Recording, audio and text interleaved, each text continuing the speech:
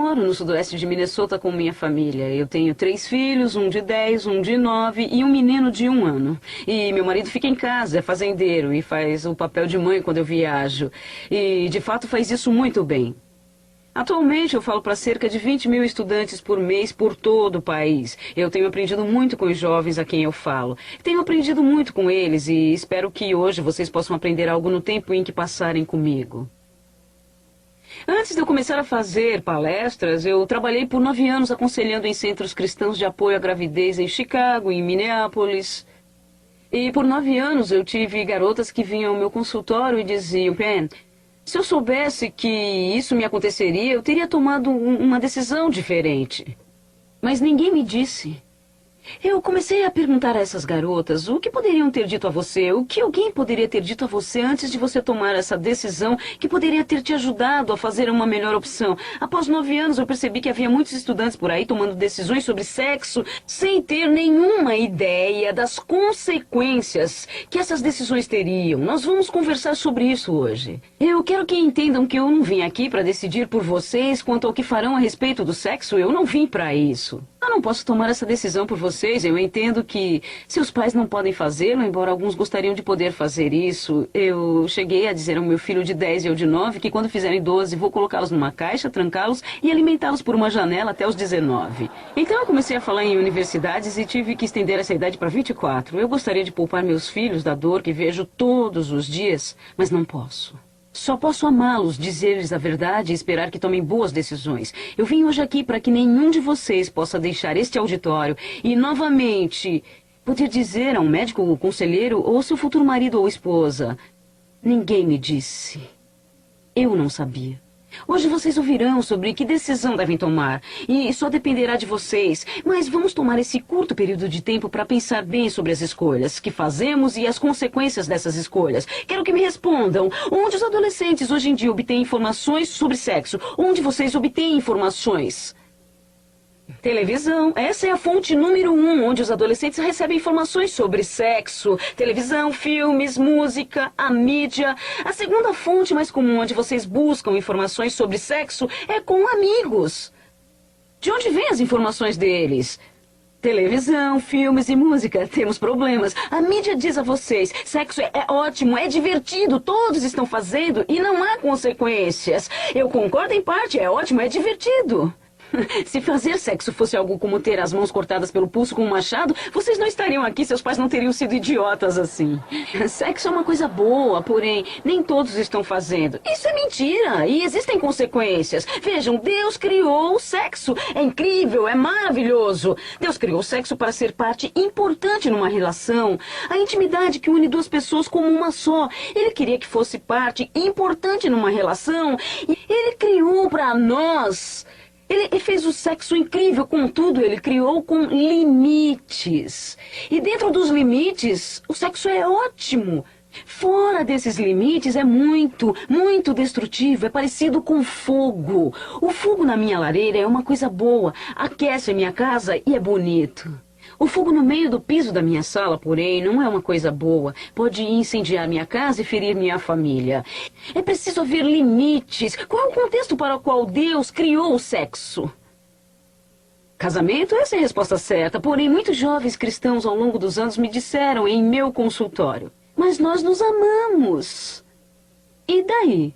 Deus não criou o sexo para o amor, criou o sexo para o casamento. Casamento, um compromisso permanente para toda a vida. Esse é o limite para o sexo. Às vezes, amor no casamento, isso ajuda. Mas às vezes não há. Esse não é o critério. 11 anos atrás, entrei numa igreja e olhei para o jovem que eu amava e disse essas palavras: você e somente você. Na alegria e na tristeza, na riqueza e na pobreza, na doença e na saúde, até que a morte nos separe. Estávamos certos, porque de fato tivemos isso, pobreza, doença e tristeza. O casamento é mesmo assim, me desculpem por chocá-los assim. Antes de casarmos, achamos que seremos felizes para sempre, um romance eterno, prazer o tempo todo. E sei por que pensam assim, porque olham para o casamento dos seus pais e é o relacionamento mais romântico que já conheceram, e acham que o de vocês será assim também. Antes de casarmos, achamos que o sexo vai ser ótimo, divertido e que o casamento vai ser um romance arrebatador. Quando eu me casei, meu casamento não se parecia com isso.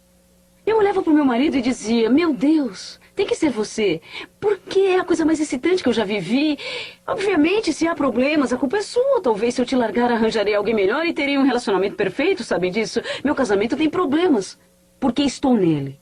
Um dia, quando vocês casarem, terão problemas porque estarão num casamento. Existe um Deus e não é você.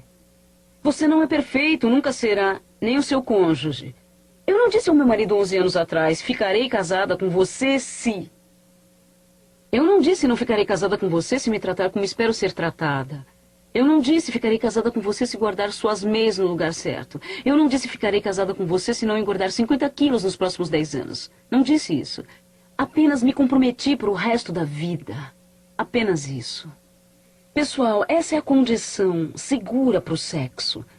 Porque se forem abrir-se completamente, se forem dar tudo de vocês, física, emocional, espiritualmente, para o outro ser humano, se vão tornar-se uma só carne, é melhor saberem que não funciona assim, porque se não souberem, sofrerão. Se esquecerem tudo o que eu disser e puderem se lembrar só de uma coisa, é isso que eu quero que ouçam. Se fizerem sexo fora de uma relação matrimonial permanente, vocês pagarão. Tem um preço. Ninguém faz sexo fora do casamento sem pagar um preço. E a pergunta que temos que fazer hoje é: qual é o preço? Vale a pena? Vale a pena? Vamos falar sobre o custo físico, o custo emocional e o custo espiritual. Vamos falar sobre alguns limites que podemos impor para ajudar-nos a dizer não ao sexo até estarmos num relacionamento permanente. O que acham que os adolescentes que fazem sexo mais temem? Qual é o maior temor? Gravidez. Gravidez é o maior medo dos jovens que fazem sexo. Isso não faz sentido para mim. Tenho uma informação para vocês, pessoal. Gravidez não é doença.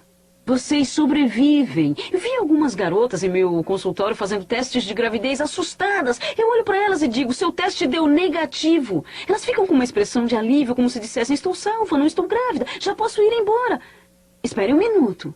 Já fez o teste de sífilis, gonorreia, herpes, clamidíase, tricinoma, uterite, hepatite B, HPV, HIV? Já fez esses exames? Elas olham para mim como eu? E eu preciso fazer esses testes?